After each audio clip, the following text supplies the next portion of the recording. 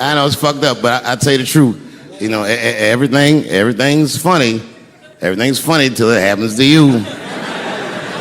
3 months, a mere 3 months after that terrible attack that Chris Rock endured, I was on stage at the Hollywood Bowl, and a lunatic jumped out of the crowd and attacked me. Now, I gotta tell you, if it happens to you, you don't even know what the fuck is happening. It was like slow motion. I just looked over. I don't know this nigga. And I just looked and said, oh my God, I'm being attacked. And this motherfucker was ragged. He jumped at me. He was like, ah! I'm old, but I'm fast. I caught this motherfucker's head with my hand and pulled his hoodie over his eyes. I can still feel his head in my hand. It was spongy. He had been growing dreadlocks. Not the beautiful dreads that breastfarians grow. These were accidental LA homeless dreads. This shit had leaves and sticks and bottle caps and shit in it. Some kind of grease. I was like, ugh, like this. And then I fell down. And he knocked me all the way on the ground. And I was like, man, this is a bad situation. I'm like, I don't know if I'm gonna die or what's gonna happen. But in that moment of vulnerability, you know what occurred to me that had never occurred to me before in my life? In that moment, it occurred to me that bodyguards should not wear dress shoes to work. Travis! This nigga Travis came out slipping and sliding on some kind of beautiful loafer and fell flat on his back. I said, oh my God. Now both of us are down. I gotta handle this shit myself. So I popped right back, boom. And then the kid that knocked me down, he popped out, boom, and we looked at each other and realized at the same time, I was bigger than him. And that motherfucker took off running. And I started to chase him and I said, fuck him. I picked the microphone up. So I'm gonna finish this show now. That's right.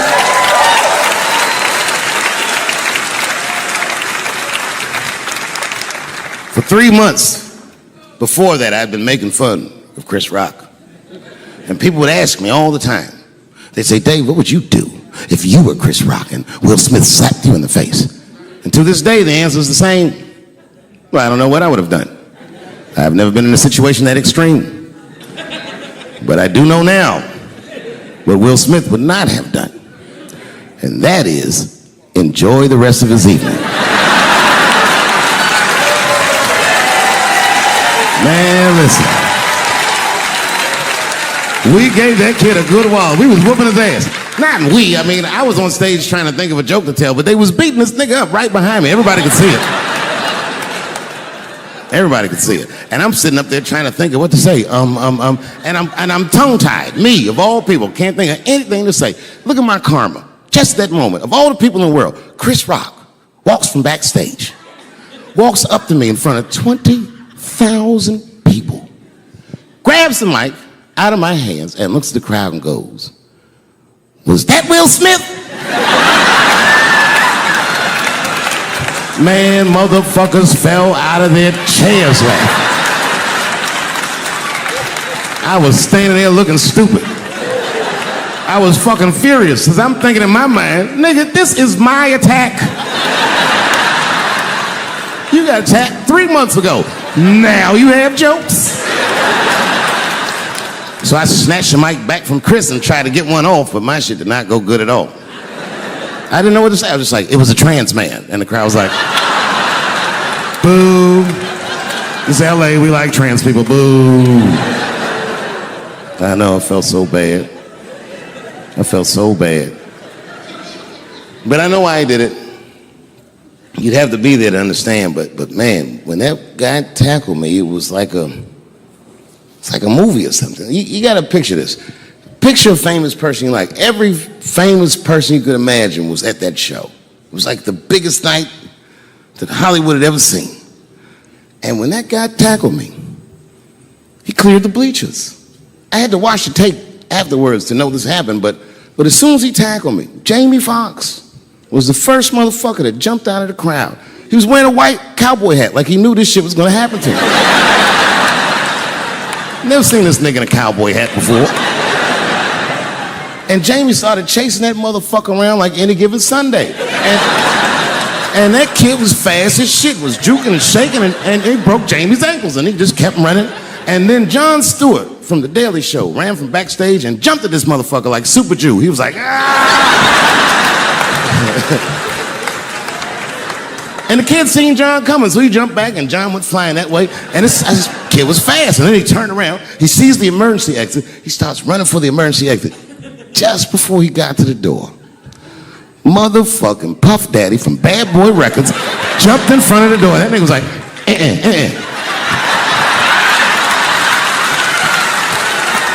Boy, Puffy got that motherfucker.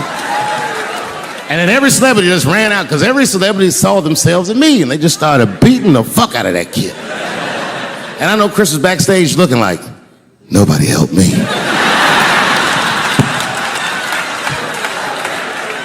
Everybody hates Chris.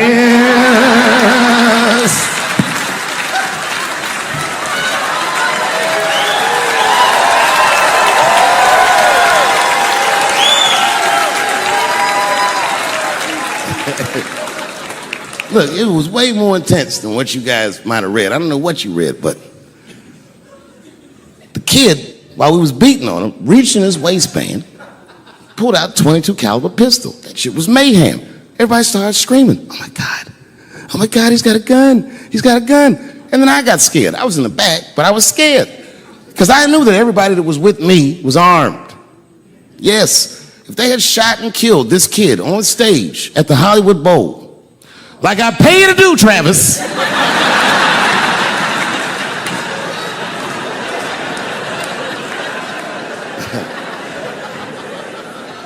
but Travis G'd up. Travis wrestled the gun out of the kid's hand, and then he took it like this and tried to chamber the round, and he couldn't.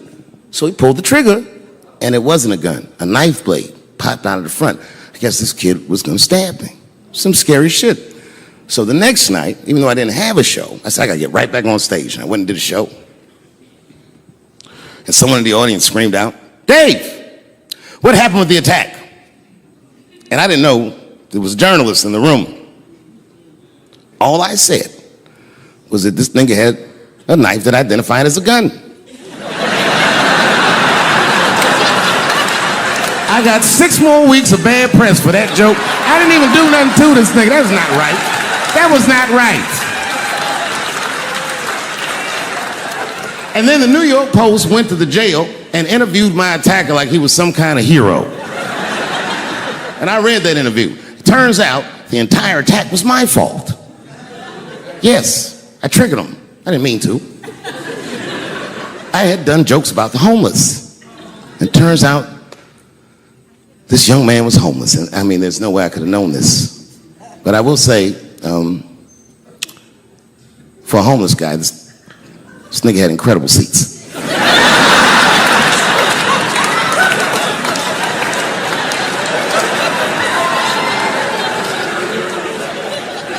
Oh, and they said I triggered him because I had done LBGTQ jokes, and it turns out this fella was a bee. That was the headline in the article. It said, Dave Chappelle's alleged attacker is bisexual. I said, alleged attacker? This motherfucker definitely attacked me. I'll show you the tape. He's allegedly bisexual. I'm gonna need to see him suck somebody's dick before I believe the rest of this article.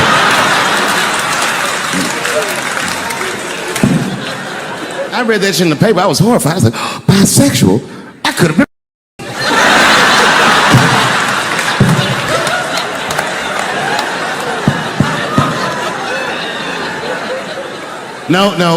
No, you know what though? It's not funny because after all that madness ensued, I went to the hotel room. I was by myself and I opened the door and my wife was in there alone. She was sobbing, like sobbing. I said, oh my God, what's wrong with you, bitch? Did you get attacked too?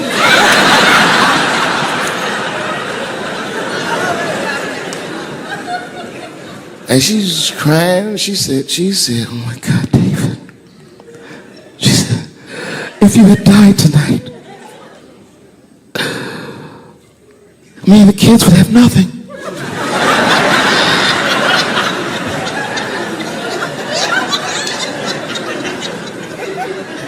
Then I knew it was serious. So I sat down on the bed next to her. And I reached in my pocket, I pulled some keys out that she had never seen before. She said, what are those keys? And I gently placed them in her hands. I said, sweetheart, those are the keys to my safe deposit box. God forbid anything ever happen to me. But if it does, don't even worry about it. You and the kids have everything you need in that box. I've already taken care of it. And she was looking at them keys, and I could see her mind realize what we were actually talking about. And then she just started crying harder. And to be honest with you, that made me cry a little bit too. And we hugged each other real tight.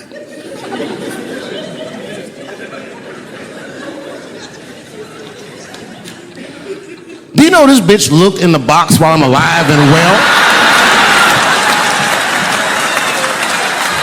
Who does that? Oh my God. And then she was mad at me. She said, God damn it, David, I opened that box. I said, you did? She said, yes, I did. And there was nothing in there.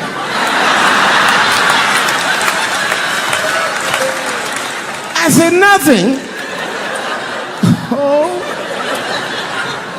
She said, nothing except your stupid joke book. I said, whoosh.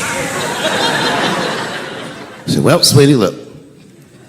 If you tell those jokes exactly how they're written, you and the kids should be fine. They're really good jokes.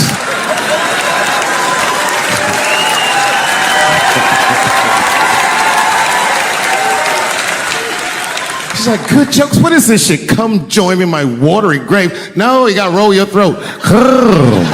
Join me in my watery grave. You know what I said? That's all I said. First of all, I'll tell you right now what I said. And I will tell you that this was not a joke. It's a true story. And I just happened to tell it. All right, what happened was I went to a gallery party, all right? I don't know who in here has ever been rich before, but these are very nice parties. You know, wine and cheese and ball of conversation. And there was a few eccentric types, one of which was a very wealthy man that happened to be wearing a dress. I don't know what you call him, man. It was a tranny or drag queen, perhaps. Whatever it was definitely a man. And this man was definitely on drugs. I don't know what kind of drugs he's on, but I knew he had too much. He didn't look good. It's like this. He's like, he looked sick. And all his friends were standing around him, concerned, trying to revive him. I don't know whether it looked like some kind of gay CPR. There was fanning and shit.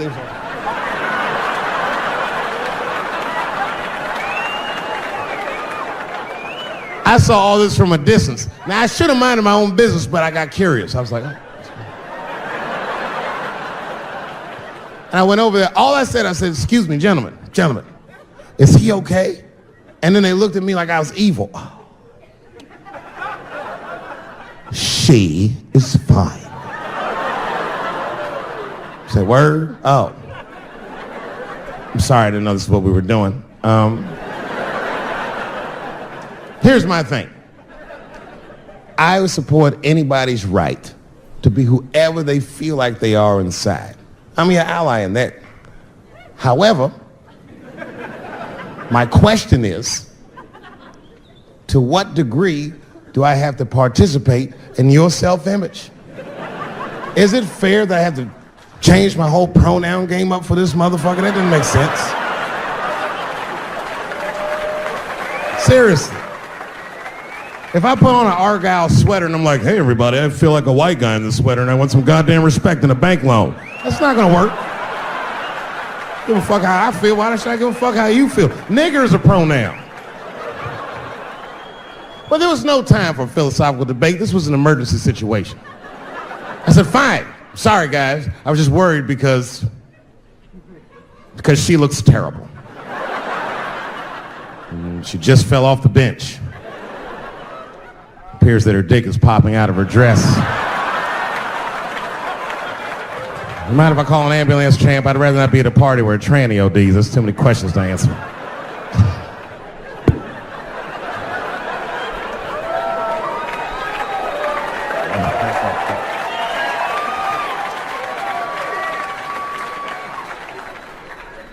Okay, I've been through this before. I had a friend from high school. Now, in high school, this guy was a thug, right? He was a fucking dope boy. He did it all. He's a wild dude. People used to be very scared of him. And then after high school, word on the street was he'd come out the closet.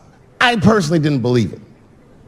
I bring him up because last year, he calls me out of the blue like, yo, what's up, man? I got your number from so-and-so, and I heard you're going to be in New York doing a show. Could I get some tickets? I was like, fuck yeah, get some tickets, man. How you been? He said, well, we'll catch up at the show, man, but yo, I appreciate it. I'll see you soon. I said, all right, man, take care. And I was about to hang up, and I couldn't resist. I was just like, hey, nigga, I heard you was gay. What's going on with that?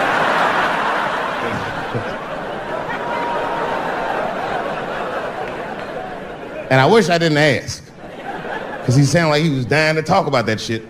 And he had a long story about it. And it's not that I didn't care, but I was, I don't like talking on the phone. I was watching TV at the same time. So I just wasn't really paying attention like I should. But I was trying to sound supportive, but I didn't really know what to say. So I was just like mumbling shit throughout this conversation. I was just like, nigga, you gay, man. You just gay. Like,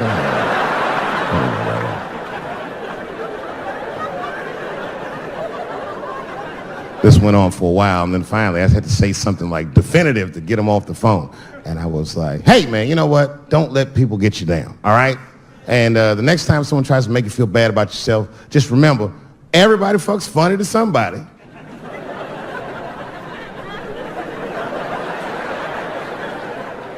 He didn't like that shit.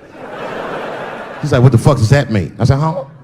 He said, you saying I fuck funny, motherfucker? I said, no, that's not what I'm saying. I'm saying everybody's different. He said, you ain't say different, nigga. You say it funny. What's so fucking funny about the way I fuck? And I said, hey, man, I fuck feet. He said, what? Oh, this is not a joke, ladies and gentlemen. I get women to squeeze their feet together like this, and I fuck them right in that little space in their feet. But you can't build a community behind that shit. There's no flag for us. That shit made him laugh. And the next day, after the show, I saw him backstage. He was like, yo, what's up, man? I'm like, oh, shit, what's going on? And he had his buddy with him. He goes, Dave, I want you to meet Manuel. Manuel's my fiance. We're in New York getting married because it's legal here. I said, well, congratulations, fellas. And Manuel was like, gracias. And he went to go get some drinks. And then my buddy looked at me, he was like, so Dave, what do you think? And I started mumbling again. You gay, nigga, you're just gay. He said, yeah, I'm a little nervous about getting married, man. It's a big step. I said, yeah, it is. It's a big step. He said, well, you've been married for a while. You got any advice for us? No, I'm married to a woman. Sorry about that. And he corrected me. He said, no, you married the person that you love. So it's essentially the same. I said, man, the problem with that statement is that it makes the assumption that I love her. But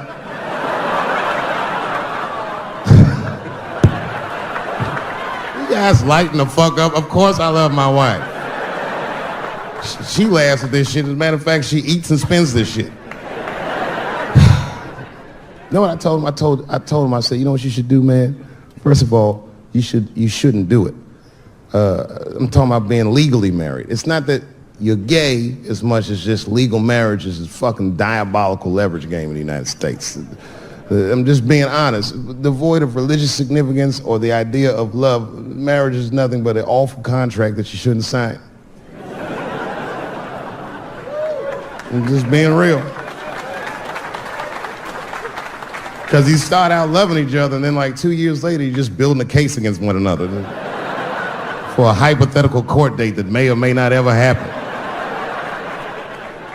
You throw being gay on top of that, that shit is explosive. Like it's that Ray Rice shit. Okay, right after Ray Rice went through all that shit, I was at a party and I met this kid, Michael Sams. You know Michael Sams? Very nice guy. He's the first openly gay NFL player. And Mike's a very nice guy, very brave guy. But when I met him, I couldn't help but thinking, now what's gonna happen when Michael Sams beats his wife up in the elevator? Is that domestic violence, or is that just two niggas working shit out in the elevator? You know what I mean?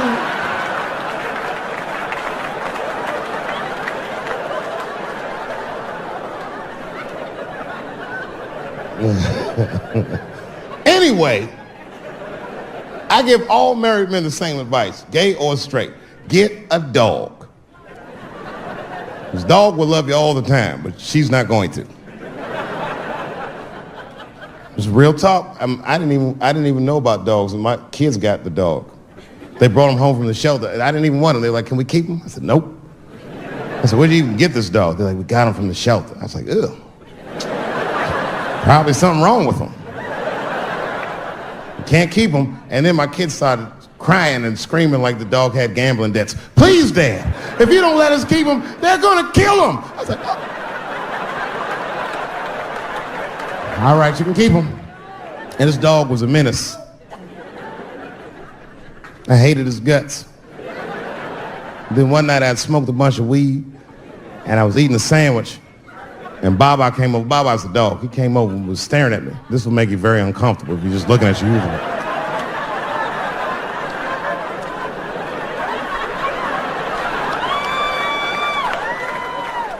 I had to give him a piece of my sandwich so he'd go away. And that's how we became friends. Now, if you see me walking down the street with Baba, I ain't got no leash or nothing. He walks right next to me. If I stop, he'll stop. And if I go, he'll go. And all my friends are like, "Yo, Dave, that shit is dope. How you train Baba to do that shit?" I've never trained Baba. I'm just a messy eater. If I drop food and Baba's not around, all I gotta do is call him. "Baba!" He's a black dude's dog, so he doesn't come right away. He peeks first to see what's going on.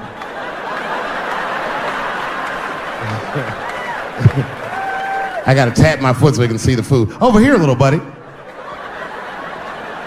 And he's like, "Thanks." During the civil rights movement, I can't read what's on the teleprompter.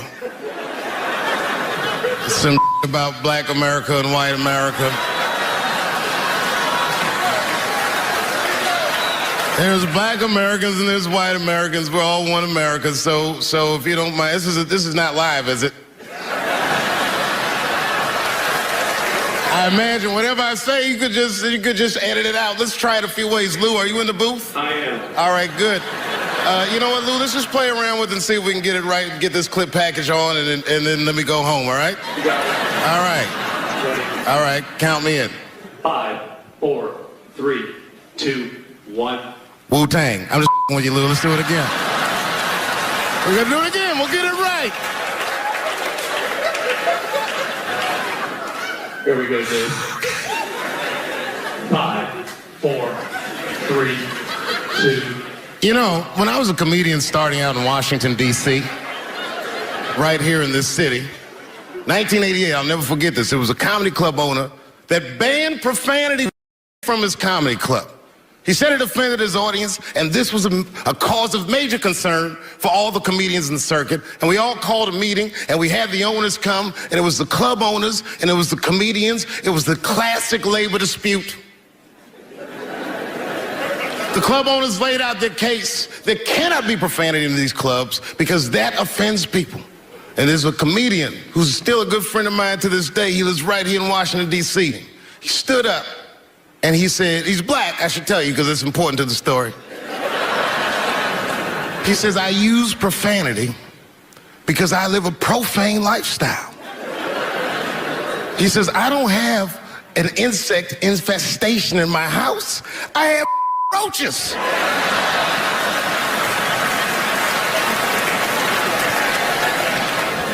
My favorite comedians are like musicians, and the audience is their instrument. And the music they make is your laughter. And that's the laughter that I scored my entire life to. So now, some of my favorite American comedic composers. Thank you. When I lose my job, I lose my man. Treats me like a dog. He called me a dog. Yes, he did. One day he called me an old dog. Sometimes I wished I was a dog and he was a tree. When you stop and think, football's a fair sport for my people. Only sport in the world a Negro can chase a white man and 40,000 people stand up and cheer. See, in my my neighborhood, the kids have a kind of a dubious reaction to that whole Santa Claus concept. They just don't believe that a white man will ride a reindeer through Harlem after midnight. In truth, white friend, it's you that all look alike. But look at the black people around you. We all different colors. Black walnut, burnt almond, chocolate mocha, pecan, vanilla, yellow, mellow, light, bright, and damn near white.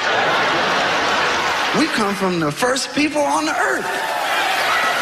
You know, the first people on the earth were black people.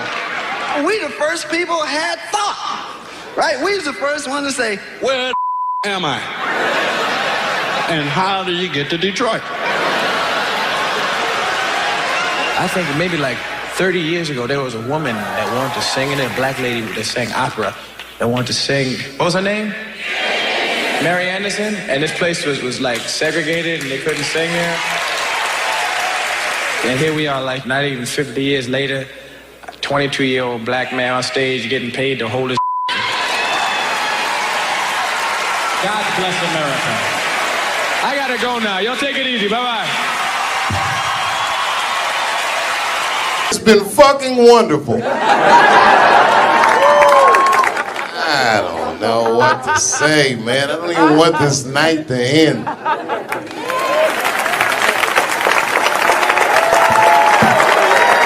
I promise you, whoever cares the most, I care at least as much as them. I know what I got, because I lost it all. I got to tell you something, and I don't talk about it often. Have you ever worked all your life for something and have it not work out? That happened to me. It was tough. Think about it. I was gone for 12 years. It's not a little bit of time. It was hell.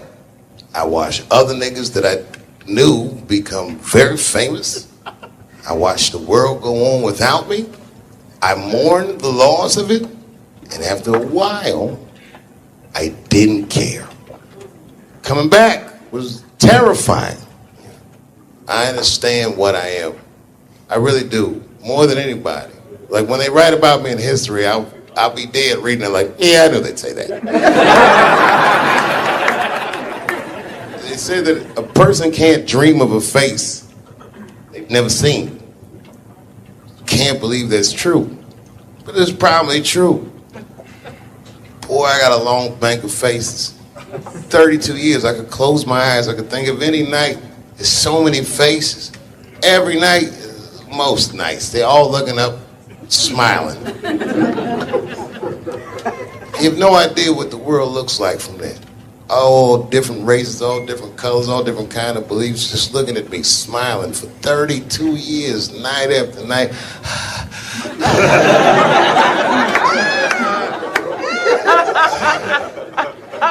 No comedian take that for granted. I swear to God, this might be the noblest of professions. Robin Williams had a bar that I loved. He said comedy is the only job you can have where you can use everything you know. And that's true. You can use more than you know. You can use what you think. Use it. Don't be afraid. Don't let these bitch-ass niggas button your lip. Say it anyway.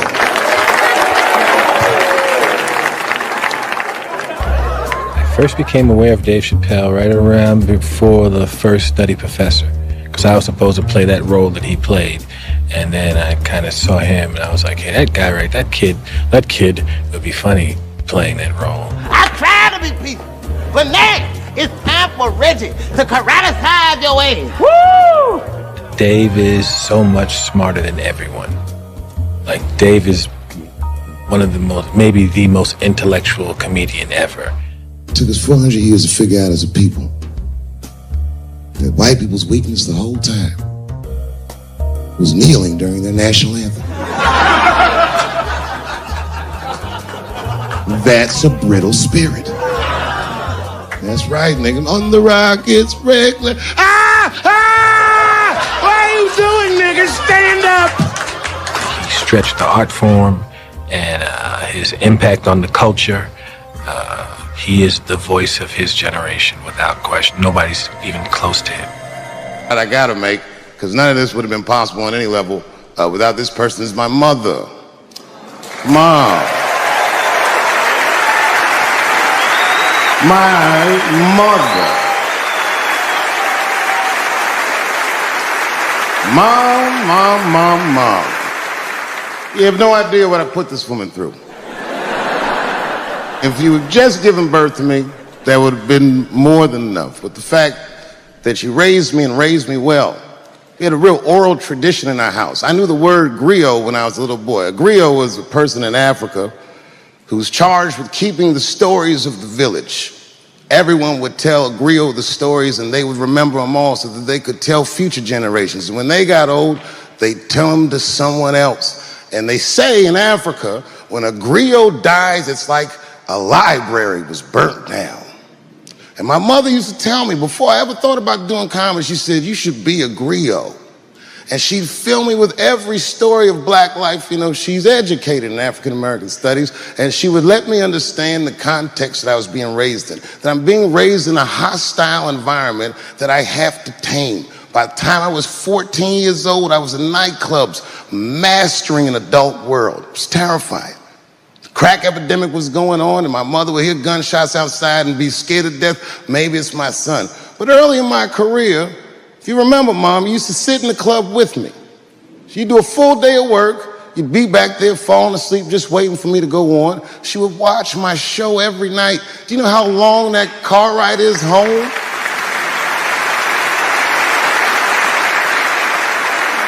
How many of you have ever heard your mother say, pussy jokes were a little too much tonight, son?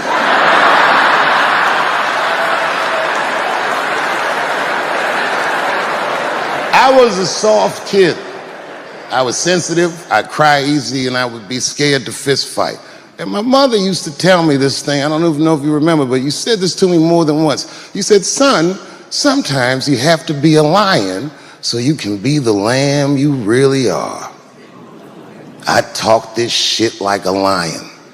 I'm not afraid of any of you. When it comes word to word, I will gab with the best of them, just so I can chill and be me.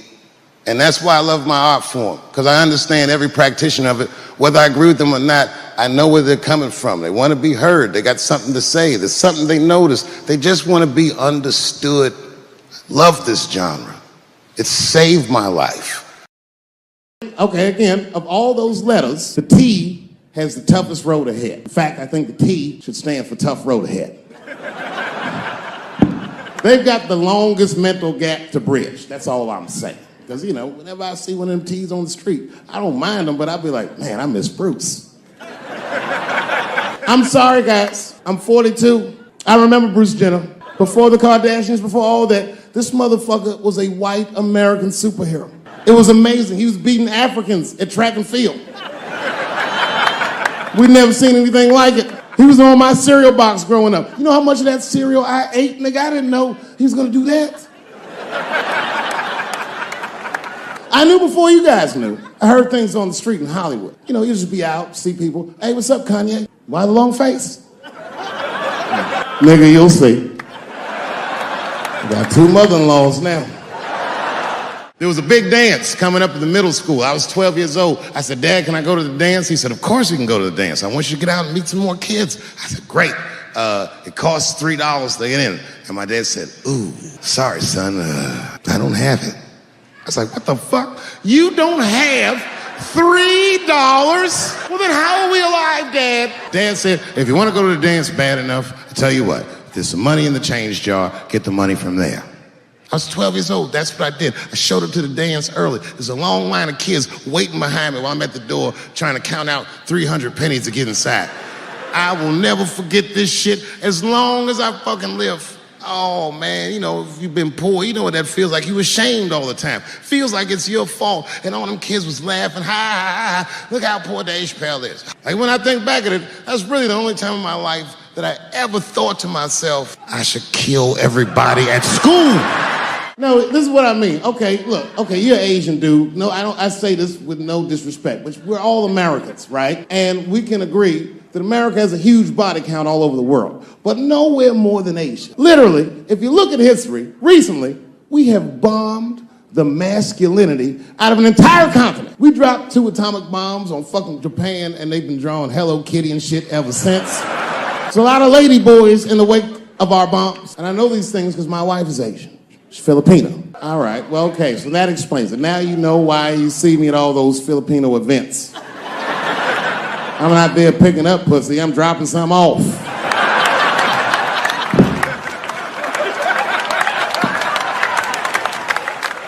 I take my wife to all that shit. I took my wife to see Pacquiao fight Mayweather. We sat ringside, okay? That was a quiet car ride home. That's what that was. Well, you ladies are right. To be honest with you, your lives look terrifying to me. They do, man. I know nothing about being a woman, but I know fear. Yo, I used to live in New York when I was 17, and I couldn't even pay my bills. You know what I did to make money? I used to do shows for drug dealers that wanted to clean their money up. One time I did a real good set, and these motherfuckers called me in the back room. They gave me $25,000 in cash. I was probably 18, 19 years old. I was scared. I thanked them profusely. I put that money in my backpack. I jumped on the subway and started heading towards Brooklyn at 1 o'clock in the morning. Never been that terrified in my life. Because I never in my life had something that somebody else would want. I thought to myself, Jesus Christ, if motherfuckers knew how much money I had in this backpack, they'd kill me for it. And then I thought, holy shit. What if I had a pussy on me all the time?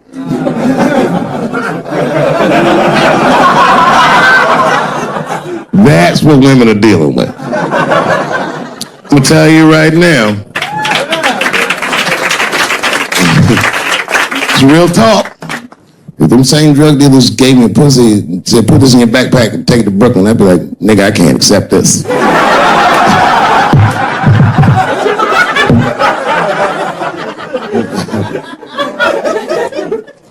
I empathize, man, you know. Everybody gets mad because I say these jokes. But you understand that this is the best time to say them. More now than ever. And I know there's some comedians in the back. Motherfucker, you have a responsibility to speak recklessly. Otherwise. New York Times said that Louis C.K.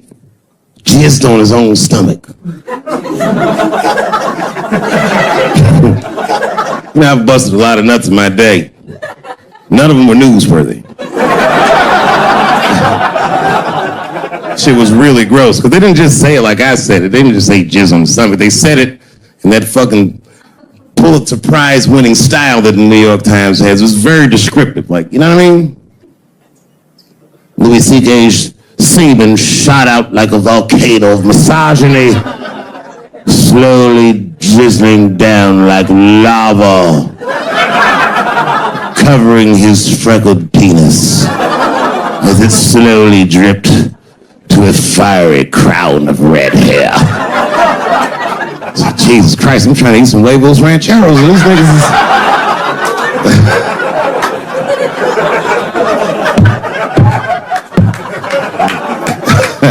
And you know, the tough part, being a comedian, knowing the motherfuckers, everybody comes up to me like, did you know?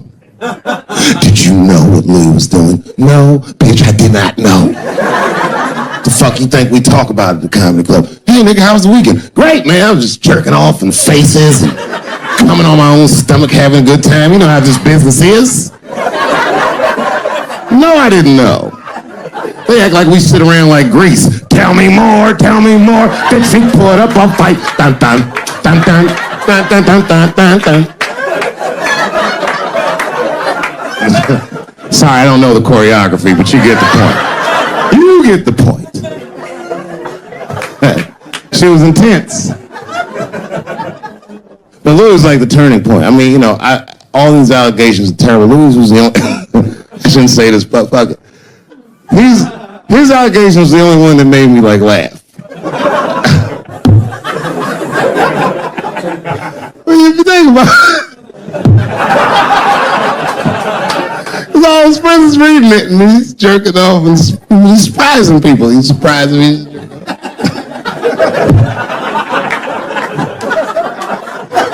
I just picture all the comics in comedy just reading, they're like, what?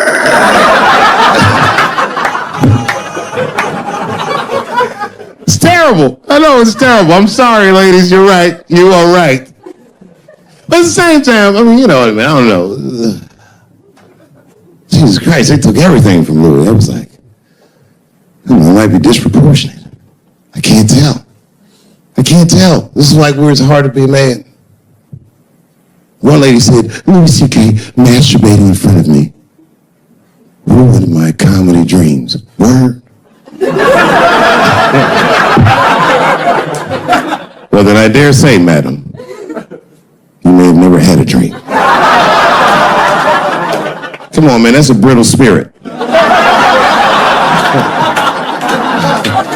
That is a brittle-ass spirit, nigga. That shit is too much. This grown-ass woman. You know what this shit is like? It's like COINTELPRO. You know what that is? It's a program that the FBI had on J. Edgar Hoover. In this program, one of the many things they did was they would track the sexual habits of anyone they considered an enemy of the state. It was a lip button. That's why they got all these fucking sex tapes with Martin Luther King fucking bitches. But lucky for us, he actually had a dream. You think if Louis C.K. jerked off in front of Dr. King, he'd be like, I can't continue this movement. I'm sorry, but the freedom of black people must be stopped. I didn't know this nigga was gonna pull his dick out and jerk off like this. I just thought we were gonna get a couple of drinks and chill. Show business is just harder than that. Them women sound like, I hate to say it, y'all, they sound weak. I know it sounds fucked up, I'm not supposed to say that, but one of these ladies was like, Louis C.K. was masturbating while I was on the phone with him. Bitch, you don't know how to hang the phone?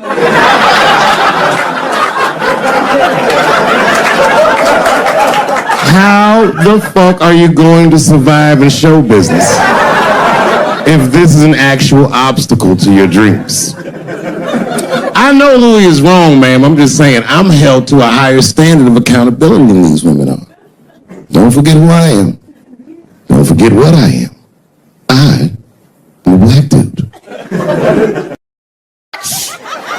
Holy shit, it's like seeing a crack pipe in your Uber driver's passenger seat. The f*** wrong with this guy? Yo, he is lunching, nigga. I watched Donald Trump in a press conference, and this all the media gathered, and this nigga literally asked the media to their face to stop finding shit out. I was like, yo, this is bugging. And then, I'm not even making this up, his lips started sweating. His lips. Have you ever seen lip sweat? What was this nigga's lips? It's like if you're on a plane, right? You ever been on a plane? I get scared to fly. I do it all the time. I be scared on there. And sometimes the plane will hit turbulence. And then I get nervous. But I always look at the flight attendant, and she looks calm, and it makes me feel calm. But if that bitch's lips were sweating, it's terrifying. Like, yo, nigga, why are your lips sweating? What do you know? And then, I'm not even making this shit up. Part of me goes, you don't know how scary the things I read in my briefings are. And I was like, holy shit, man, you ain't supposed to tell us that, bro. That's bad leadership. Even as a parent, you think I'm gonna sit my kids down? Hey, little man, come here real quick. I just wanna holler at you for a second. I'm 3 months behind on the rent, nigga, and I am worried. Very worried. Go to school and have a productive day, nigga. I was just thinking out loud, getting some shit off my chest. I was like, what are you doing, bro? This is bad, man. Jesus Christ. All this ideas sound like high people ideas. Like he doesn't think these things through before he tells us. He just tells us what he's thinking as soon as it occurs to him. This shit sounds nuts. I'm gonna go to China And I'm gonna get those jobs from China and bring them back here to America. For what, nigga? So iPhones can be $9,000? Leave that job in China where it belongs. None of us want to work that hard.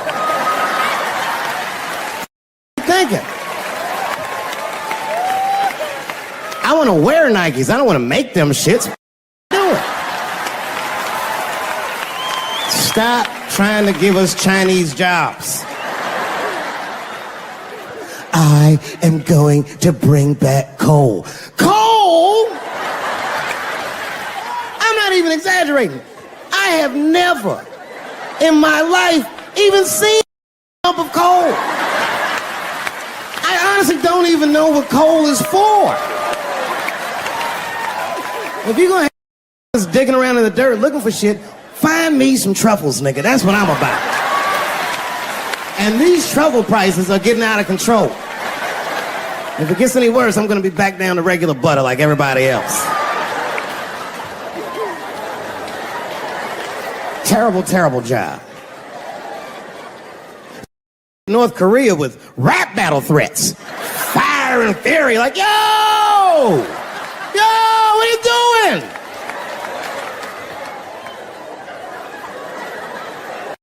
Korea, man. Kim Jong-un is a scary mother. He might be as crazy as Trump. Some scary shit. And if you one of them naive that thinks that a war with Korea is going to be easy, then you don't play Call of Duty at 3 a.m. like I do. Because that's when the Koreans play. The old Korean kid took out my whole goddamn platoon last night.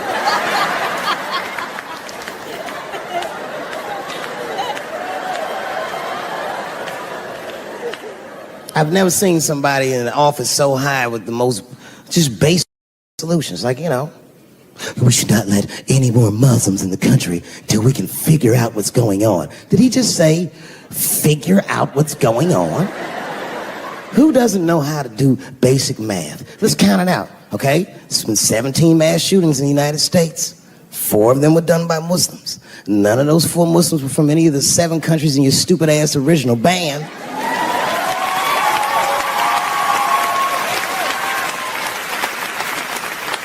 And since he brought it up, the other 13 shootings were done by the Tiki Torch whites. These are facts. And you don't see me trying to ban white people from the show to keep the rest of the audience safe. Terrible idea because it's mean and it's racist. And most importantly, it would be catastrophic to my bottom line. If there were no white people here tonight, I might leave this bitch with $1,800. This man needs to realize that we all need each other. And that's why we will never, ever be able to beat China. Because everybody in America is racist, and everybody in China is Chinese. Called it all wrong. And don't believe the media either, because as all this shit is happening, the media is trying to make us believe that the extremities amongst us are the norms. We can disagree, that's fine. And most of us are keeping a cool head about this shit. You know what I mean?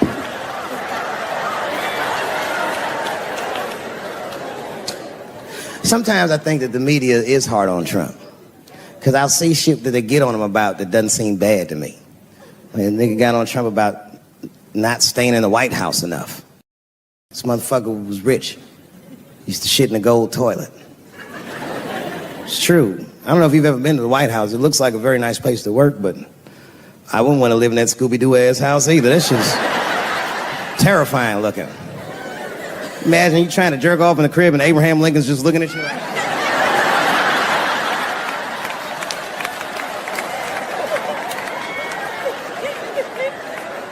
Shit, Bush didn't stay there either. He was rich too. I'm going to my ranch in Texas. Obama fucking moving to the White House like, this is a nice place. Look at this rug.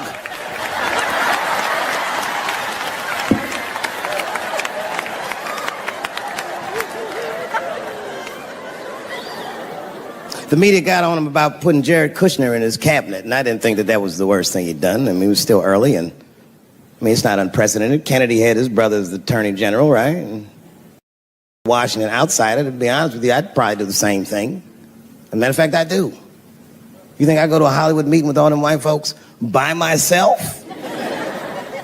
I bring my nigga Mac Mittens from the streets. I don't even know his real name. Everybody just calls him Mac Mittens. But I know he's not qualified to even listen to these meetings, but it makes me feel good. And all the white people look at me like, Dave, do you mind asking your friend Mac Mittens to excuse us so that we can talk business? And I say, F***. Anything you say to me, Mac Mittens can hear that shit. And he listened to the whole meeting. And when they done talking, I just look over at Mac Mittens, and if he gives me the signal, meow, meow, I'll sign the papers. It's a gut check. Well, how about this one? Remember when it was the day after the election, and the president of Taiwan called Donald Trump to congratulate him. And Donald Trump, of course, took the call and talked to the president of Taiwan. The problem with that was Taiwan doesn't have a president. The United States functions on what they call a one China policy, and Taiwan is a renegade province of said China. And Donald Trump didn't know that and picked up the phone and started yammering away, and the media ate his ass up. And I'm not gonna lie, I was laughing like shit. I was like, oh shit, this dumb is in trouble. And then that night I was in bed drifting off to sleep, and then I had to admit it to myself. I was like, I didn't know that shit either.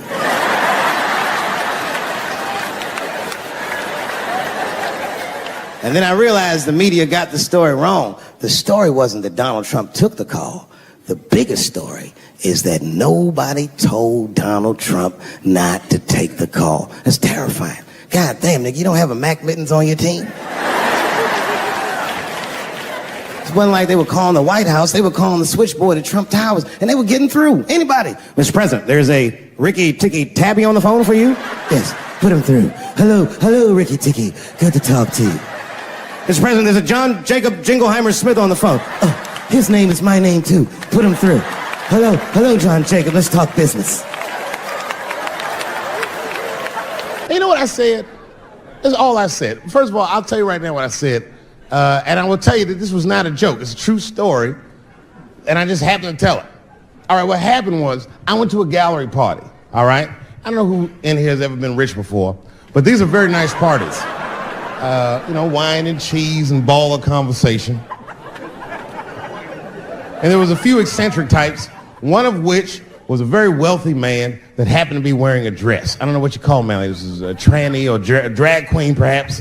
Whatever it was definitely a man. And this man was definitely on drugs. I don't know what kind of drugs he's on, but I knew he had too much. He didn't look good. It's like this. It's like, he looked sick. And all his friends were standing around him, concerned, trying to revive him. I don't know whether it looked like some kind of gay CPR. There was fanning and shit.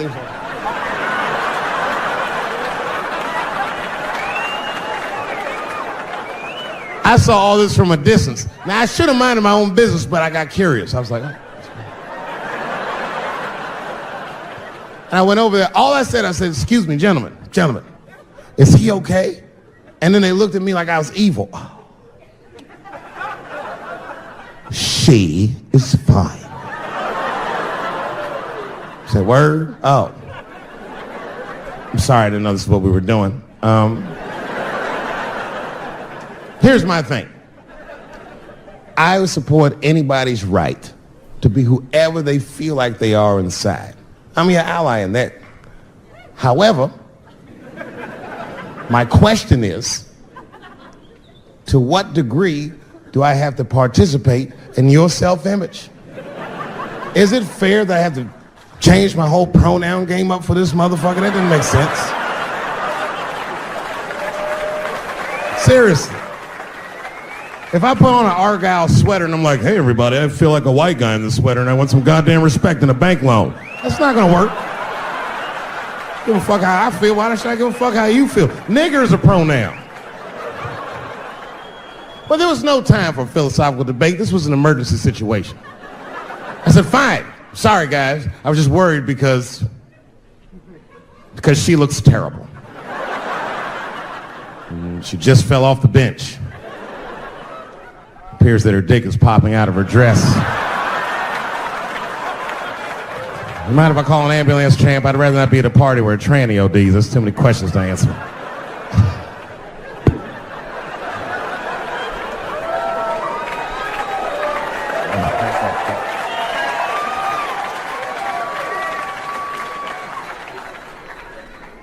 Okay, I've been through this before. I had a friend from high school. Now, in high school, this guy was a thug, right? He was a fucking dope boy. He did it all. He's a wild dude. People used to be very scared of him. And then after high school, word on the street was he'd come out the closet. I personally didn't believe it. I bring him up because last year, he calls me out of the blue like, yo, what's up, man? I got your number from so-and-so, and I heard you're going to be in New York doing a show. Could I get some tickets? I was like, fuck yeah, get some tickets, man. How you been? He said, well, we'll catch up at the show, man, but yo, I appreciate it. I'll see you soon. I said, all right, man, take care. And I was about to hang up, and I couldn't resist. I was just like, hey, nigga, I heard you was gay. What's going on with that?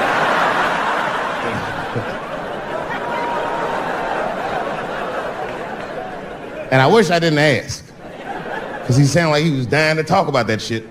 And he had a long story about it. And it's not that I didn't care, but I was, I don't like talking on the phone. I was watching TV at the same time. So I just wasn't really paying attention like I should. But I was trying to sound supportive, but I didn't really know what to say. So I was just like mumbling shit throughout this conversation. I was just like, nigga, you gay, man. You just gay. Like,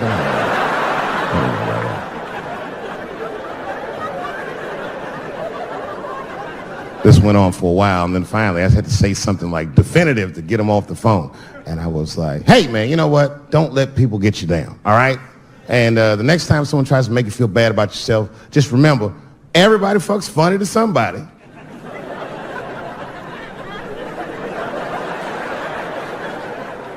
He didn't like that shit. He's like, what the fuck does that mean? I said, huh? He said, you saying I fuck funny, motherfucker? I said, no, that's not what I'm saying. I'm saying everybody's different. He said, you ain't say different, nigga. You said funny. What's so fucking funny about the way I fuck? And I said, hey, man, I fuck feet. He said, what? Oh, this is not a joke, ladies and gentlemen. I get women to squeeze their feet together like this, and I fuck them right in that little space in their feet. But you can't build a community behind that shit. There's no flag for us. That shit made him laugh. And the next day, after the show, I saw him backstage. He was like, yo, what's up, man? I'm like, oh, shit, what's going on? And he had his buddy with him. He goes, Dave, I want you to meet Manuel. Manuel's my fiance. We're in New York getting married because it's legal here. I said, well, congratulations, fellas. And Manuel was like, gracias. And he went to go get some drinks. And then my buddy looked at me, he was like, so Dave, what do you think? And I started mumbling again. You gay, nigga, you just gay. He said, yeah, I'm a little nervous about getting married, man. It's a big step. I said, yeah, it is. It's a big step. He said, well, you've been married for a while. You got any advice for us? No, I'm married to a woman. Sorry about that. And he corrected me. He said, no, you married the person that you love. So it's essentially the same. I said, man, the problem with that statement is that it makes the assumption that I love her. But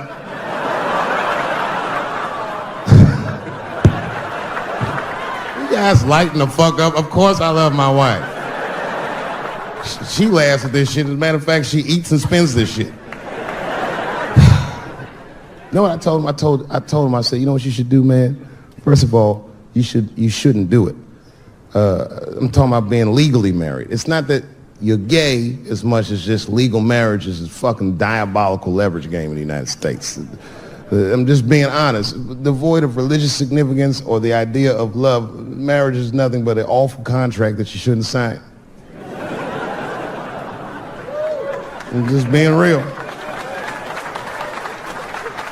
Because you start out loving each other, and then like 2 years later, you're just building a case against one another for a hypothetical court date that may or may not ever happen. You throw being gay on top of that, that shit is explosive. Like it's that Ray Rice shit. Okay, right after Ray Rice went through all that shit, I was at a party and I met this kid, Michael Sands. You know Michael Sands? Very nice guy. He's the first openly gay NFL player. And Mike's a very nice guy, very brave guy. But when I met him, I couldn't help but thinking, now what's going to happen when Michael Sands beats his wife up in the elevator? Is that domestic violence, or is that just two niggas working shit out in the elevator? You know what I mean?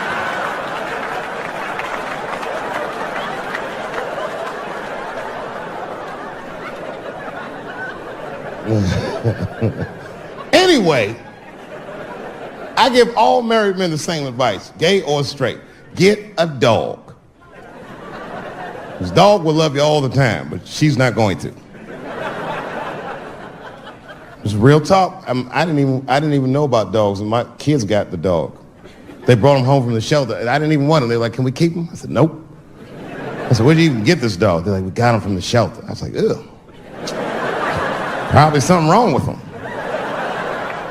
You can't keep him. And then my kids started crying and screaming like the dog had gambling debts. "Please, Dad, if you don't let us keep him, they're gonna kill him." I was like, "Oh. All right, you can keep him." And this dog was a menace. I hated his guts. Then one night I smoked a bunch of weed and I was eating a sandwich. And Baba came over. Baba's the dog. He came over and was staring at me. This will make you very uncomfortable if you're just looking at you usually.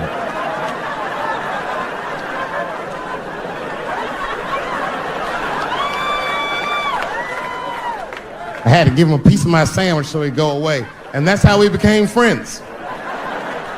Now, if you see me walking down the street with Baba, I ain't got no leash or nothing. He walks right next to me. If I stop, he'll stop. And if I go, he'll go. And all my friends are like, "Yo, Dave, that shit is dope. How you train Baba to do that shit?" I've never trained Baba. Just a messy eater.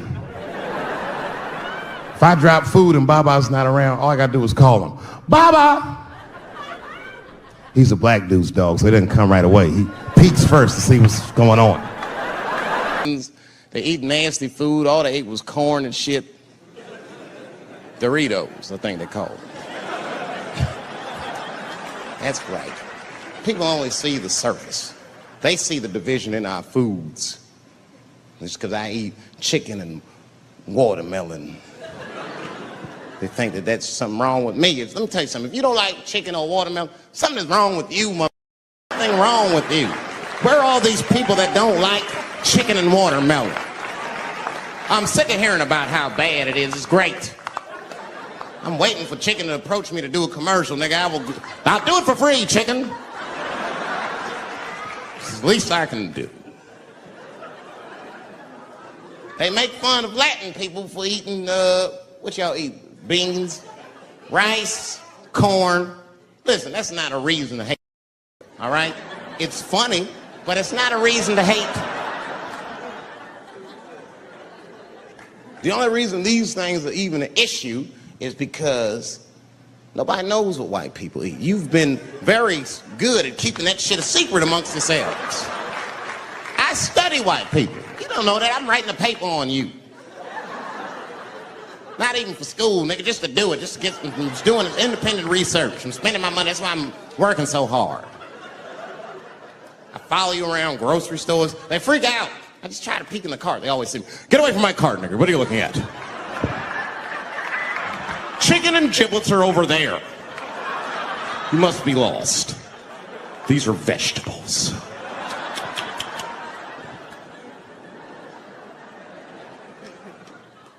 I know what you drink. See how quiet it got? Grape juice. Surprise, you didn't know I knew about grape juice, did you? Oh, don't play dumb with me. Look at what is it? A lot of black people don't have the privilege of knowing about grape juice because they have grape drink. It's not the same formula that you get. Ain't no vitamins in that shit.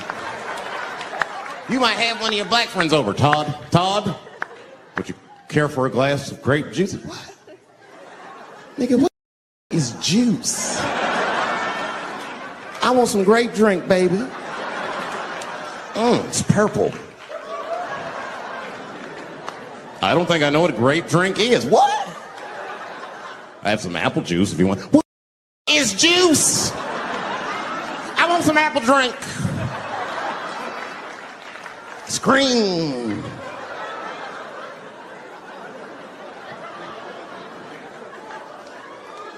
Remember that commercial for Sunny Delight when all the kids run in from outside playing? And they all run to the fridge. All right, I got some purple stuff, some Sunny D. As soon as you say Sunny D, all the kids go, yeah! Watch the black kid in the back. If you ever see that commercial again, look at that black kid. He'd be like, I want that purple stuff.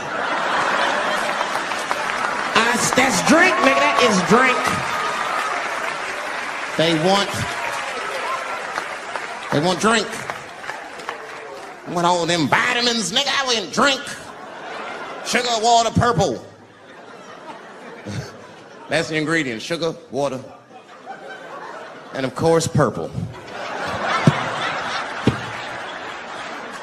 It's two. I got a lot of things to talk about tonight. First of all, I've stopped smoking weed. With black people, you didn't let me finish. God damn. I'm sorry, black people, to break the news so publicly, but I can't smoke with you anymore. Every time I smoke weed with my black friends, all you talk about is your trials and tribulations. I'm sick of that shit. I got my own problems. Nigga, that's a waste of weed. I'm smoking weed to run away from my problems, not take on yours. From now on, I smoke weed exclusively with white people. Calm down. You win by default. You got good weed conversation. All white people talk about when they get high is other times that they got high. I can listen to that shit all night. Dude, remember at Frank's last week? Smashed, man. And catalogs everything they drink. 2 shots of Jaeger, tequila, 4 bong hits, man, beer, cheeseburger. That shit is great. Only bad part is you cannot pass out around white people. Every time white dudes pass out around each other, they always do some borderline gay shit when the guy's asleep. Frank fell asleep, so he stuck a carrot in his ass and put shaving cream on his balls. Why, motherfucker, do that to a friend of yours? He trusted you enough to sleep around you, you gonna put a carrot in his ass? Is that nice? I tell you right now, if I put a carrot in a black dude's ass, a nigga will kill you when he wakes up for some shit like that. That is an automatic death sentence on the street. It's a rap for you. I'm gonna kill that. I thought y'all was friends, baby. What happened? I fell asleep at his house, right? We was drinking, and I fell asleep at his house, and while I was sleeping, right? I'm just gonna kill that, all right? That's all you need to know.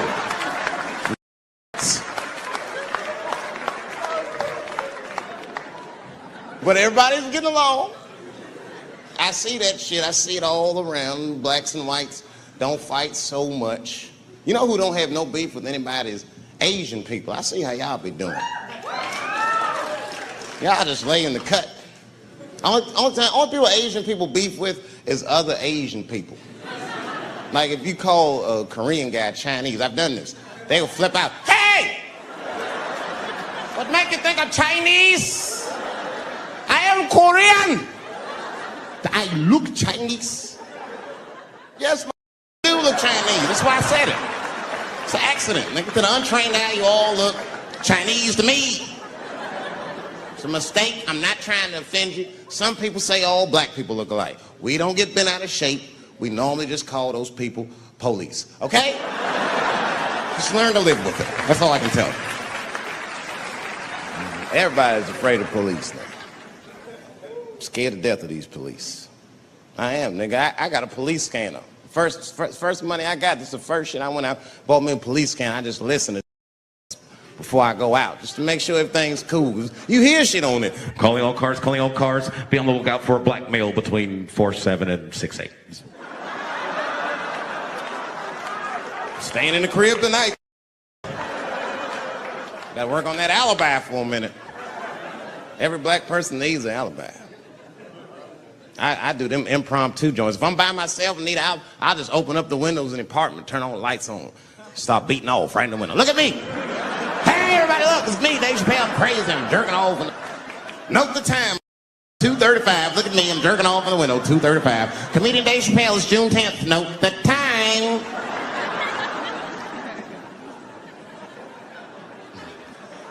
That shit could save my life.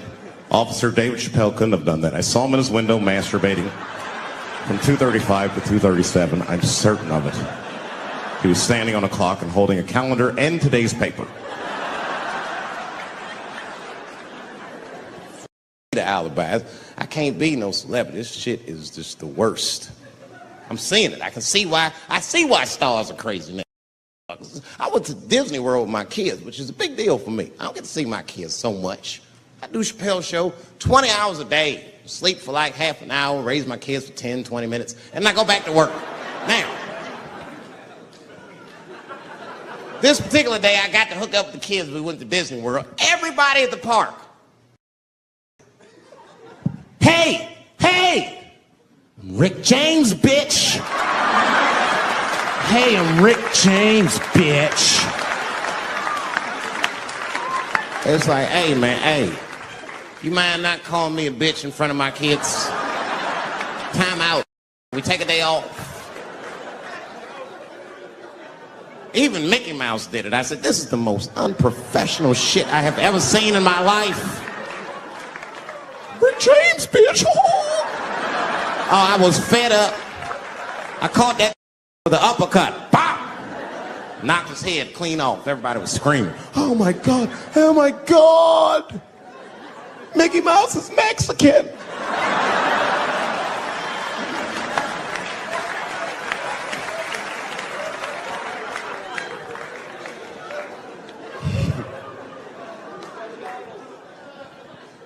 I had a terrible time in Disney World. Disney World is like a whole nother country anyway. They got their own currency. That shit is ridiculous. As soon as I check in the hotels, welcome to Disney World, Mr. Chappelle. Can we interest you in some Disney dollars? Nah, man, I'm cool. You can't buy weed and pussy with Disney dollars. Like, I'm on vacation. I like them greenbacks.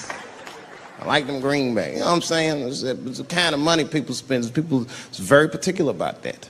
I saw that. That was one of the main stories from the war. Was the first big thing we did was they said, now that Iraq has been liberated, we have managed to take Saddam Hussein's face off of the money.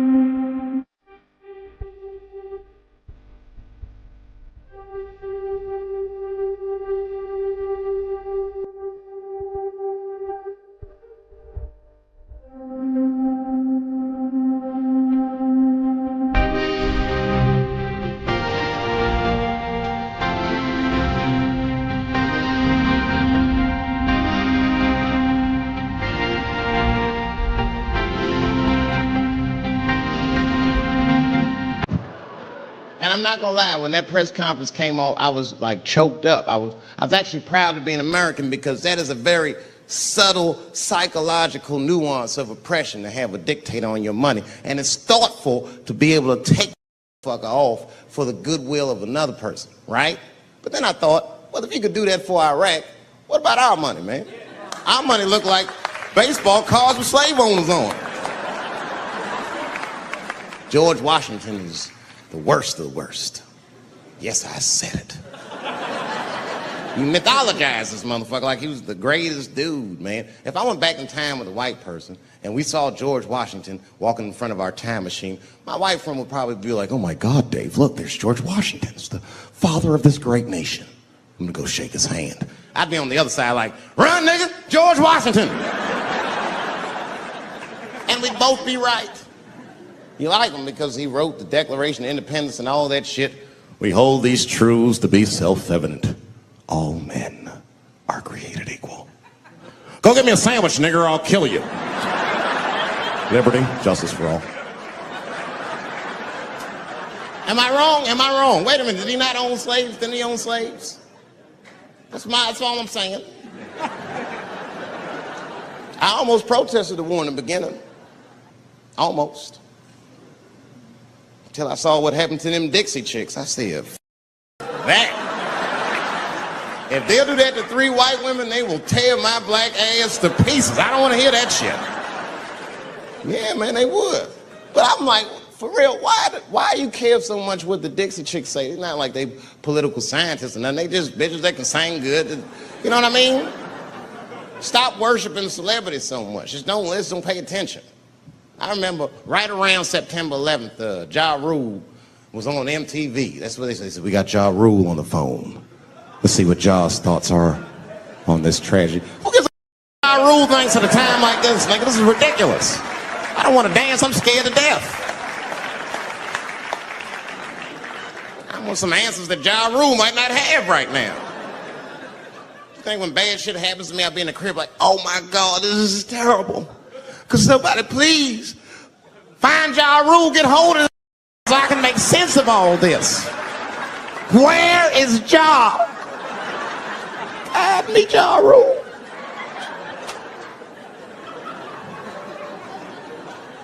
I don't even know why people listen to me. I'll say anything, nigga. I've done commercials for Coke and Pepsi. I don't give a what comes out of my mouth. I just say what it takes. Whatever it takes, that's what I'm saying. If you want to know the truth, can't even taste the difference. Surprise! All I know was Pepsi paid me most recently, so tastes better. It's pretty much how the game goes. I'm just being real, man. There's too much goo-gagging over celebrities. People don't know what's fake and what's real anymore. That's why Bill Cosby got in trouble. Look what happened to Bill Cosby. Bill Cosby said some real shit, and the whole world freaked out on him. For what? For having an opinion? Just because he was selling pudding pops for the last 40 years, people forget that he's a nigga from Philly in the projects, and he might say some real shit from time to time. It's not that big of a deal. I spoke at my old high school, and I told them kids straight up, if you guys are serious about making it out of this ghetto, you gotta focus, you gotta stop blaming white people for your problems, and you've gotta learn how to rap or play basketball or something, nigga. You're trapped. You are trapped. Either do that or sell crack. That's your only option. That's the only way I've ever seen it work. You better get to entertaining these white people, nigga. Get to dancing. Go on out there and be somebody.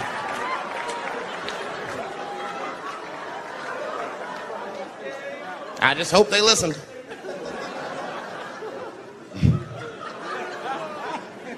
This shit is ridiculous. People worship television. They worship this shit. You know, like if you watch a movie, right? Say you're watching a movie and one character says to another character, say, hey, what's your number, man? What's the other character always say? 555, 5555.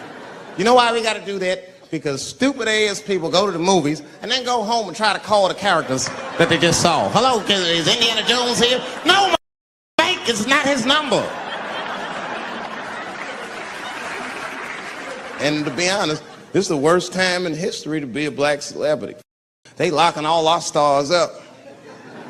It's hot right now for black celebrities.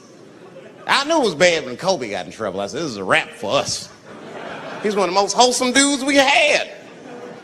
They locked him up and everything. And Kobe kept it together. Thank God he held his game together, because if he was cracking under pressure and getting like 6 points a game, the whole LA would have been like, that nigger is guilty. Kobe was playing his ass off. He was playing like his freedom depended on that shit. You see that in them games, this nigga's trying to beat that case on the court.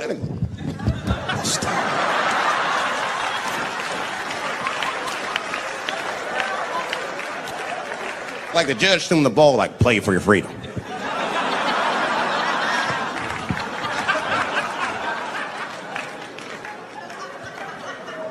If I could talk to Kobe, I'd be like, just relax, you'll be fine, man. Because the public is still giving Kobe the benefit of the doubt. He's one of the few black celebrities that get that. Not because he's a celebrity, more because, you know, the girl showed up with 8 different semens to the investigation. You can't do that. That's 7 too many. That's a lot of semen, man. This bitch got Noah's Ark in her panties. Like, what, you trying to recreate humanity or something? She's a collector. She got every unsolved mystery. The answer might be in this girl's paint. That's the first place I look. OJ's other glove is in there. Bigfoot's footprint. 3 CSI reruns is in there. We got the most diabolical draws ever. A celebrity. This is not the time to be a black star. They're locking all our stars up. Black celebrities, this is a witch hunt for us, man. God damn it. It's all OJ's fault. Ever since OJ got away, white people have just been locking up our stars one by one. It's true. And it's not even OJ's fault. It's our fault. We celebrated too openly when OJ got acquitted. We should have been quiet about that shit. As soon as they're not guilty, niggas just dance. Oh, in your face, nigga, in your face. It hurts, don't it? It hurts. Burns, doesn't it, nigga? Ooh, that justice system burns, doesn't it? Welcome to my world, my. White people wanted OJ's ass bad. City of LA spent over $12 million just trying. And the look on white people's face when he was acquitted, priceless. Priceless.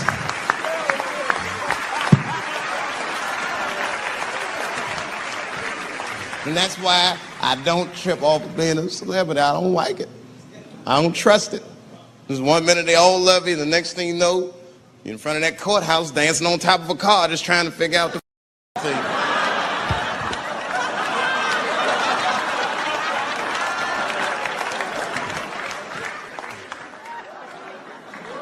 That's what I'm waiting for, because the timing of this Michael Jackson shit is what makes me doubt it. Every time this war is going out of control, or the economy gets bad, or something is wrong with the world at large, it's always these moments in history that Michael Jackson will coincidentally jerk off a kid. This is getting ridiculous. Like, are you planning this shit? Do you have meetings? Michael, thank you for coming. As you know, Michael, the war has not been going as well as we expected. There's been a lot of hiccups, and the public is asking us a lot of questions, of course. And, well, Michael, there's no nice way to say this, and all I know how to do is be direct, so let me just be direct. We're going to need you to jerk off another child, Mike. I'm sorry. I am sorry. But it would really help out. Or maybe he did it. Who knows? Who knows? That's the thing. That's what I wanted to say. Who knows? Who knows? Mike, God, and this little boy know. That's about it. That's about it. The only reason that I can even talk about this shit is because everybody is speculating. They all think he did it. And I don't think he did it. I'm alone in this. I don't think he did it. I'm not going to say I don't think he did it. That's too strong.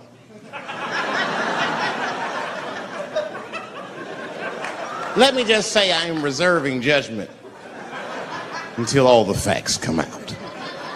But so far from what I heard, I mean, the kid said he was dying of cancer. He was in Make-A-Wish Foundation. He claims he had 2 weeks to live, and it was his dying wish to meet Michael Jackson.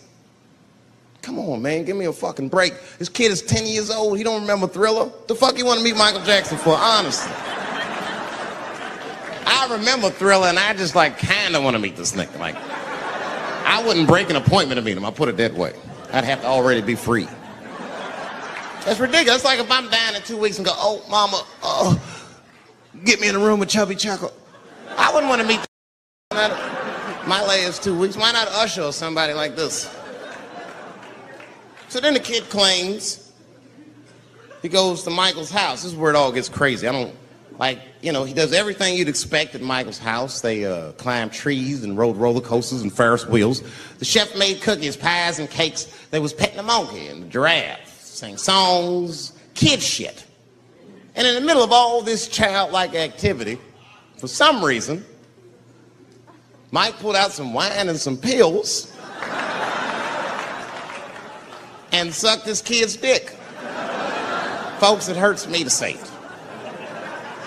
And the kid had the nerve to call that abuse. That motherfucker is a good host. God damn, what else do you want? What else do you want? I'm lucky to get a glass of grape drink at my friend's house. Let alone a roller coaster ride and my dick sucked. Mike must be confused, like I brought you in my house, I fed you, I sucked your dick, and this is how you repay me? This was your wish, not mine. Thought you were dying in 2 weeks, motherfuckers. I've been in court for 1.5 years. You get stronger every time I see you.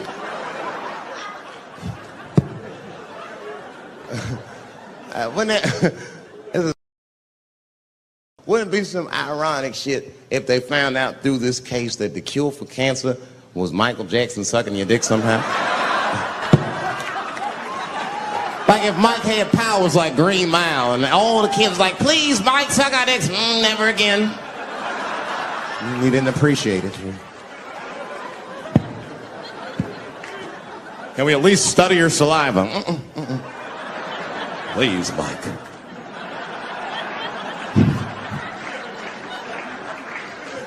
It just doesn't stop, though. It just doesn't stop. And the only reason I can talk about Mike is because he's a freak. He is a freak. That's why people let you talk about him. Because if I brought up Kathy, it'd get quiet as shit. But about a year ago, there was a mixed martial arts match, professional fight, unprecedented, never happened before. It was a fight with a trans woman versus what we used to call back in the old days, a woman.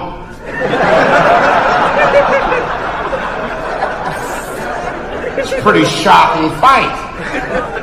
Can't believe that an athletic body would sanction such a bout, and yet it happened. And normally, I don't gamble.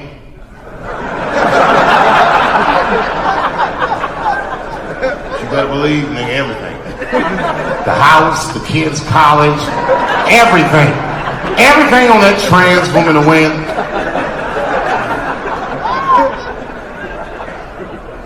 Well, I'm still rich, aren't I? That trans woman beat the brakes off that regular bitch. Broke bones in her face, everything. From the first bell, I was at the TV screaming, "Stop the fight!" Beat the shit out of her. And the next day, this transphobic ass media starts blaming the trans woman for winning the fight, breaking bones in that regular bitch's face.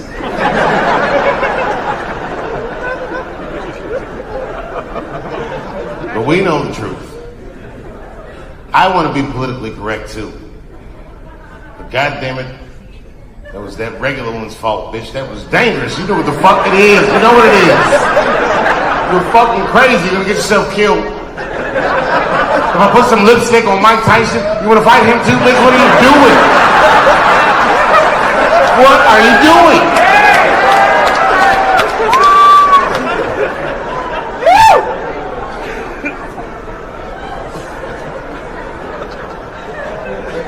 2 weeks later, I can't make this up. 2 weeks later, it's a professional boxing match. It's a trans man versus the man. All right, audience, you're at the window. Place your bets.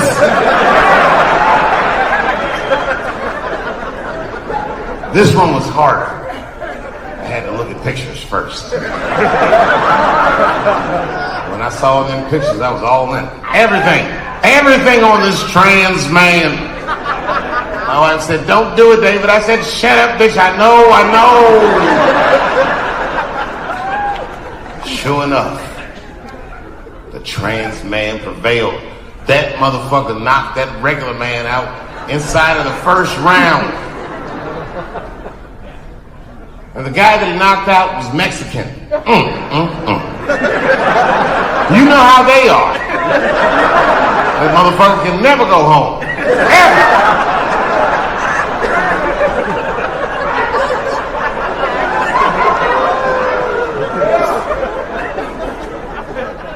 My wife was shocked. She said, David, how did you know that trans man was going to win? I said, elementary.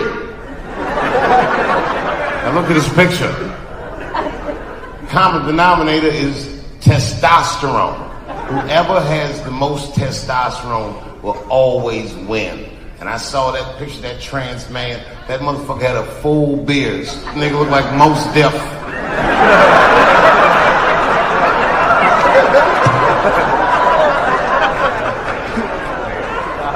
You know how much testosterone you have to put in a bitch for her to grow a full beard?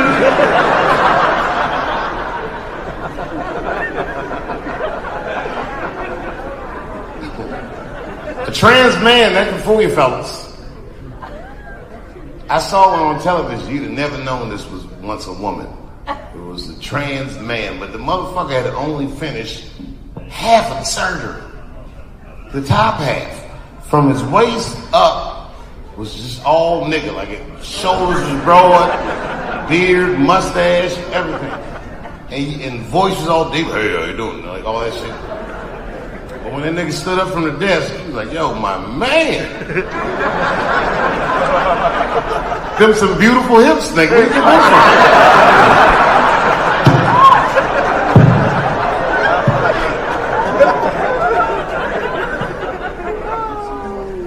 from? So the man decides he wants to have children.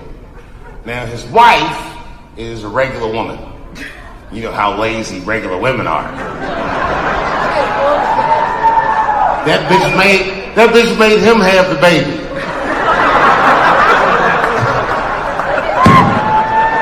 He was working and he had the baby. He was like, well, when I first found out I was pregnant,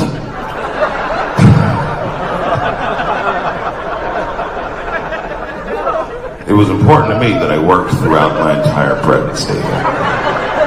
I did. I worked the first 8.5 months. And then he goes, and no one at my job was any the wiser. I give the rest of us some credit. You know what I mean? Like, okay, if you on the job and one of the fellas starts gaining weight, you're not just going to be like, yo, Frank, what's going on? Are you pregnant, nigga? What's going on? I'm not going to guess this.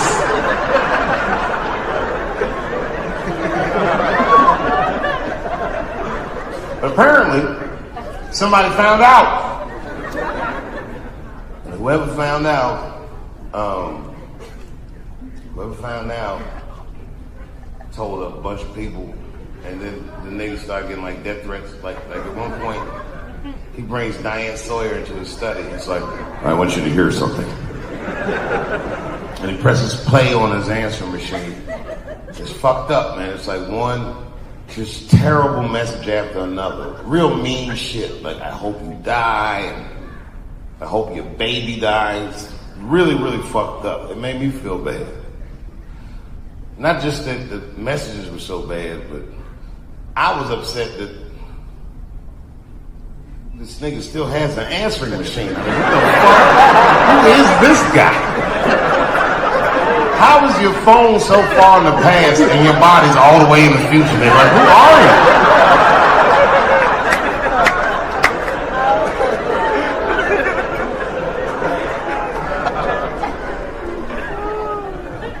But I don't need to tell y'all nothing about trans, because this is North Carolina.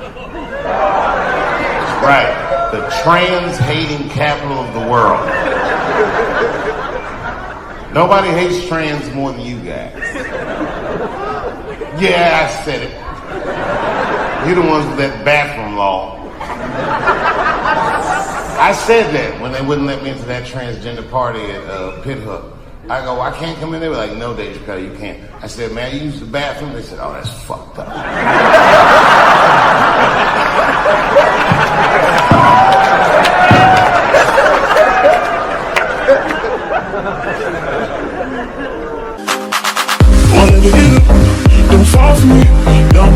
put your trust in me. Don't even lie for me. I want you, honey. I don't get emotional if I don't pick up your call. Don't come for me. Don't whatever you do, don't fall for me. North Carolina's bathroom law says a person in North Carolina must use the restroom that corresponds with the gender they will assign on their birth certificate. Yeah, I know. I don't care what you think, but that's not fair. No American should have to present a birth certificate to take a shit at Walmart in Greensboro.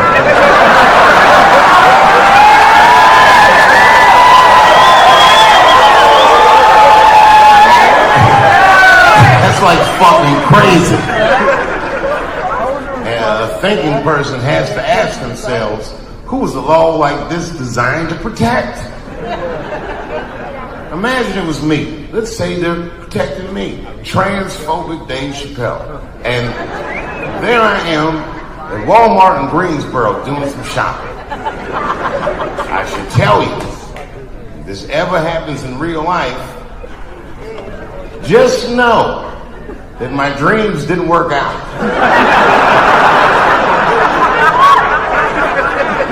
Made way too much money to ever be seen in Walmart again.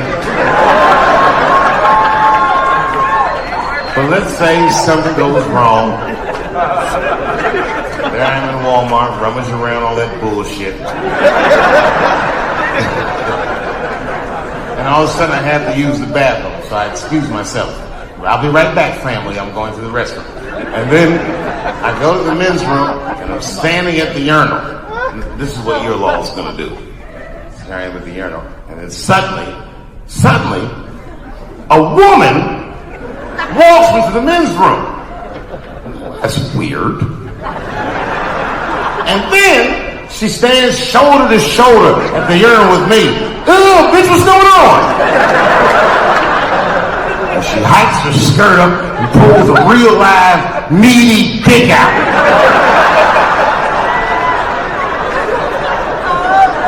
What do you think I'm going to say? Thank God she's in here with me.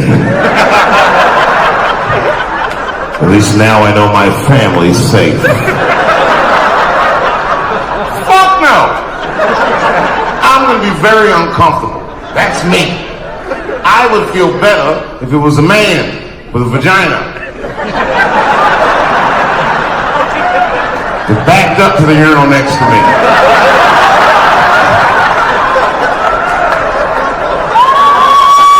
It's weird, but my mind would just be like, that's funny.